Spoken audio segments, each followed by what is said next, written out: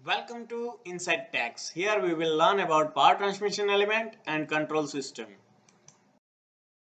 Tap changer in transformer series को आगे बढ़ाते हुए आज हम देखेंगे ऑन लोड टैप चेंजर और उसमें हम देखेंगे control circuit wiring with operation. हमने बहुत से वीडियोस ट्रांसफॉर्मर टेस्टिंग के बारे में, सबस्टेशन के बारे में, बैटरी सेट के बारे में, सीटी टेस्टिंग के बारे में और रिसेंटली जो सीरीज चल रही है ट्रांसफॉर्मर की टैप चेंजर के बारे में, उसके लिए वीडियोस बना के रखे हुए हैं जिसकी लिंक डिस्क्रिप्शन बॉक्स में आपको मिल जाएगी, तो उसे विजिट करें। जैसे कि हमने देख लिया है कि हमारा जो ट्रांसफॉर्मर होता है उसका टैप चेंजर होता है वो यहाँ पर होता है और इस तरह से इसकी मैकेनिज्म होती है और इसके पीछे जो हमारा टैप चेंज होता है वो ऑयल के अंदर रहता है। ये जो है वो यहाँ पर जो मैकेनिज्म है वो है, तो मैकेनिज्म में वायरिंग एंड मैकेनिज्म होता है। तो मैकेनिज्म इतना है जो कि ये मोटर घूमेगी और उससे हमारा टैप चेंज होगा और उसको कंट्रोल करने के लिए ये पूरा वायरिंग रहता है।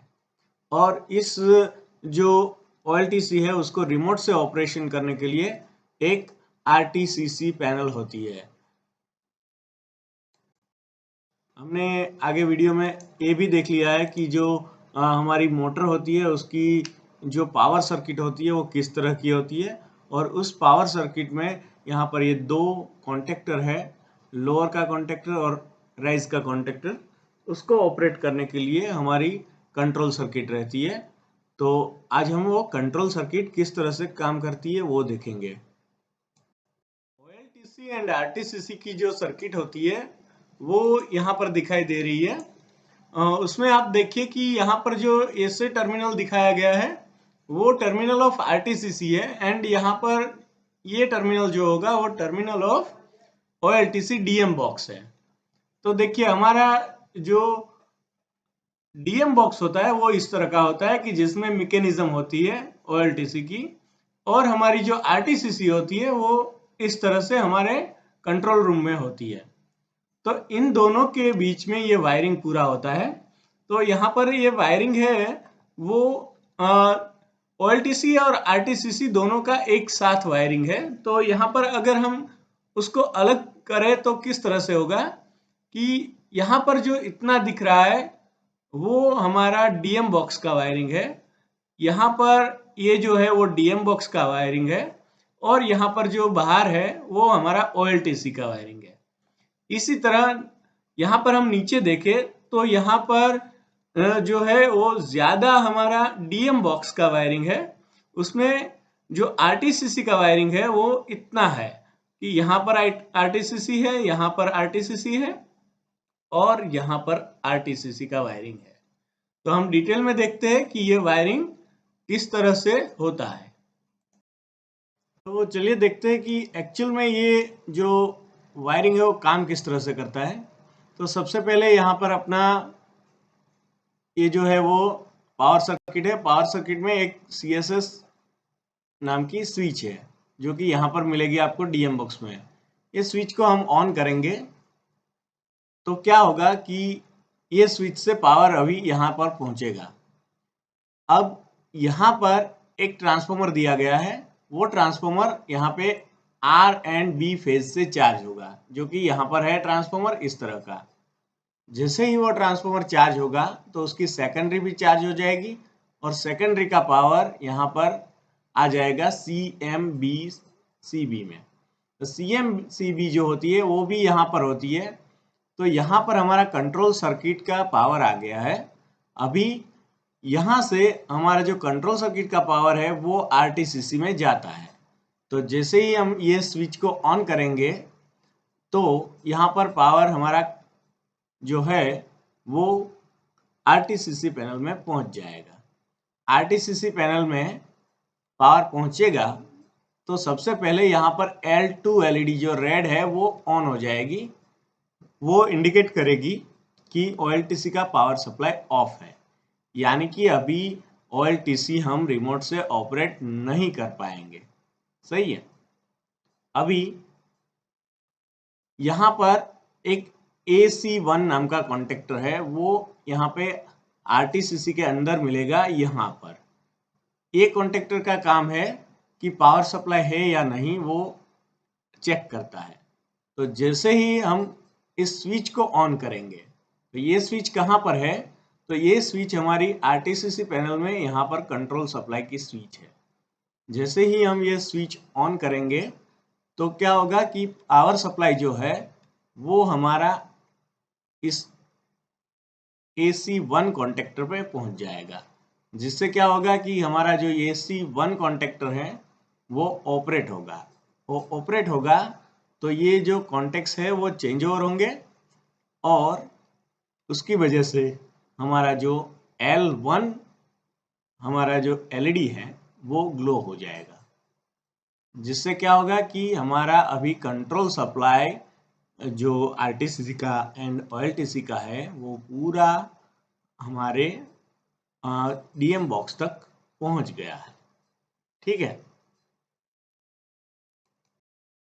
तो जैसे ही हमारी कंट्रोल सर्किट की जो स्विच है वो ऑन होगी तो यहाँ पर एक तरफ हमारा वोल्टेज यहाँ पर पहुंच जाएगा DM बॉक्स में यहाँ तक, और दूसरा जो 55 वोल्ट है वो इस तरफ पहुंचेगा। अभी क्या होगा कि यहाँ पर जो रिमोट लोकल स्विच है जो कि DM बॉक्स में है, और रिमोट लोकल स्विच रिमोट पे हो या लोकल पे हो तो पावर किस तरह से पहुंचेगा कि जब ये स्विच लोकल पे रहेगी तो पावर यहाँ से यहाँ तक पहुंचेगा, और रिमोट पे रहेगी तो पावर यहाँ से यहाँ तक पहुंचेगा। अभी ये जो चीज़ है वो हमारी सीक्वेंस सिलेक्टर स्विच है जो कि हमारी RTCC पैनल में है। तो ये हमारी RTCC पैनल में यहाँ पर जो स्विच है वो सीक्वेंस सिलेक्टर स्विच है। इसको हम इंडिपेंडेंट पे रखेंगे तो पावर यहाँ से आगे आएगा और RTCC से फिर से DM बॉक्स तक पहुंचेगा, और यहाँ पर अगर हम इंडिपेंडेंट पे रखते हैं तो पावर यहाँ से आगे आएगा और इस पुश बटन पे पहुंचेगा।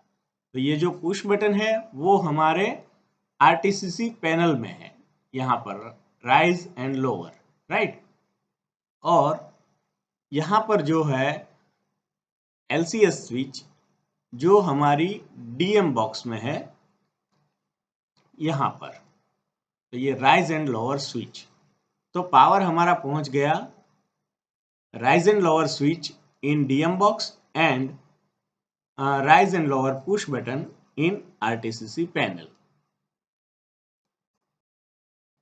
अब जो हमारा पावर है वो इस स्विच पे पहुंच गया है, तो जैसे ही हम या तो रिमोट से या तो लोकल से पुश बटन या तो स्विच को घुमाएंगे तो क्या होगा कि राइज का स्विच जब हम घुमाएंगे तो पावर यहाँ से यहाँ तक पहुँचेगा, और ये कनेक्शन है इसीलिए यहाँ पर पावर आगे पहुँच जाएगा इस SR तक। और अगर हम स्विच को घुमाएंगे तो भी वही पोजीशन होगा कि यहाँ से पावर यहाँ तक पहुँचेगा। अभी ये SR है जो स्टेपिंग रिले है जिसकी कॉइल यहाँ पर है, तो वो अभी ऑपरेट नहीं है, इसलिए इसका NC कॉन्टेक्ट है वो पावर को आगे बढ़ाएगा। RLS जो हमारी लिमिट स्विच है राइज और लोअर की, तो इसमें लिमिट स्विच अभी ऑपरेट नहीं है इसलिए पावर आगे जाएगा। और जो हमारा MRC लोअर का कॉन्टेक्टर है वो ऑपरेट नहीं है इसलिए ये NC कॉन्टेक्ट है और ये पावर आगे जाएगा, और हमारे जो MRCR यानी कि राइज का कॉन्टेक्टर है वो ऑपरेट होगा। जैसे ही ये कॉन्टेक्टर ऑपरेट होगा तो यहाँ पर एक कॉन्टेक्ट है MRCR का, वो क्लोज हो जाएगा। ये क्लोज हो जाने की वजह से पावर यहाँ से अभी आगे इस तरह से पहुंचेगा। तो अभी आप ये जो LCS है इसको आप छोड़ दें या तो पुश बटन को छोड़ दें तो भी हमारा जो ये कॉन्टेक्टर है MRCR वो ऑपरेट रहेगा, और उसकी वजह से यहाँ पर MRCR का जो ये पावर कॉन्टेक्ट्स है वो ऑपरेट होंगे और हमारा जो मोटर है वो घूमना शुरू हो जाएगा और हमारी जो टैप है वो राइज होने लगेगी।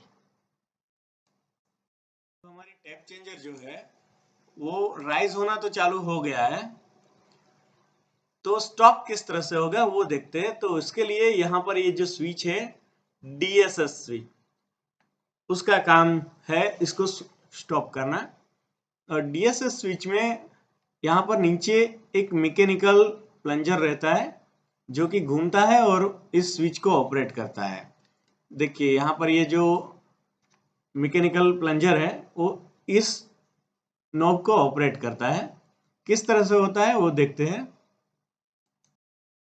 देखिए यहाँ पर 3 जगह पर हमारी जो DSS स्विच है उसके कॉन्टेक्ट्स है 1, 2 और 3। तो जैसे ही ये प्लंजर घूमेगा उससे ये नॉब ऑपरेट होगा, तो यहाँ पर ये तीनों जगह पे राइज की ओर कांटेक्ट क्लोज होगा। देखिए इस तरह से ये घूमना शुरू हो जाएगा, तो ये यहाँ पर इस तरह, यहाँ पर R और यहाँ पर R में कनेक्ट होगा। देखिए देखते हैं कि जैसे ही ये नॉब ऑपरेट होगा तो यहाँ पर एंड यहाँ पर ये स्विच ऑपरेट होती है। तो अभी देखते हैं कि ये किस तरह से काम करता है। तो अब हमारी OLTC जो है वो राइज की ओर घूम रही है। जैसे ही ये ऑपरेट होगा तो हमारा ये पोजीशन आएगा। उससे क्या होगा, सबसे पहले हमारा जो ये कांटेक्ट है वो इस तरह राइज पे कनेक्ट होगा, तो ये जो पावर है यहाँ से आगे बढ़ेगा और हमारा जो RTCC पैनल है उसमें एक हुटर होगा। वो हुटर बजना शुरू हो जाएगा कि OLTC कंटिन्यू है, यानी कि टैप चेंज इन प्रोसेस। उसके बाद ये जो स्विच है वो भी साथ में ही ऑपरेट होगी। किस तरह से, तो ये R के साथ कनेक्ट हो जाएगी इस तरह से। तो ये पावर जो है वो यहाँ पर SR को ऑपरेट करेगा। SR हमारा स्टेपिंग रिले है।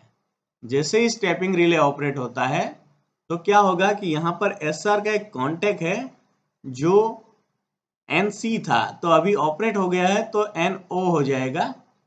अभी इस पोजीशन में ये जो कॉन्टेक्टर है वो स्टॉप हो जाना चाहिए, यानी कि डी एनर्जाइज होना चाहिए, लेकिन ऐसा नहीं होगा।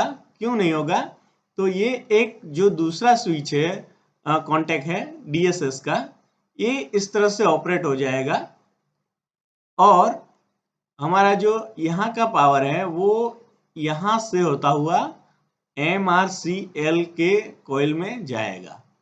तो यहाँ पर पावर नहीं होगा, लेकिन यहाँ से ये जो 55 वोल्ट जाएंगे जिससे ये MRCR जो है वो चालू का चालू रहेगा। ठीक है, तो इस तरह से हमारा जो राइज ऑपरेशन है वो चालू रहेगा। अभी क्या होगा कि जैसे ही हमारा ये जो प्लंजर है वो फिर से नॉर्मल पोजीशन पे आएगा, यानी कि एक पूरा चक्कर घूम के फिर से आ जाएगा जैसे कि इस तरह से, तो क्या होगा कि सारे कॉन्टेक्ट्स ओपन हो जाएंगे। ये तीनों कॉन्टेक्ट ओपन हो गए। उससे क्या होगा कि ये कॉन्टेक्ट ओपन हो जाने की वजह से हमारा जो ये जो MRCR है वो डी एनर्जाइज हो जाएगा और डी एनर्जाइज हो जाने की वजह से यहाँ पर ये जो MRCR का जो कॉन्टेक्ट है वो भी ओपन हो जाएगा। तो इस तरह से हमारी मोटर जो है वो स्टॉप हो जाएगी। तो इस तरह से DSS जो है वो एकदम बढ़िया तरीके से हमारी जो OLTC ऑपरेशन है उसको मैनेज करती है। तो मेरे ख्याल से आपको समझ में आ गया होगा कि ये DSS का ऑपरेशन, जो OLTC का ऑपरेशन है वो किस तरह से होता है।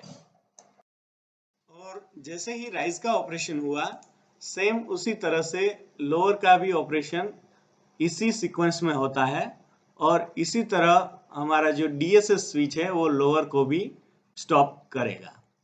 तो इस तरह से हमारी OLTC जो होती है वो काम करती है।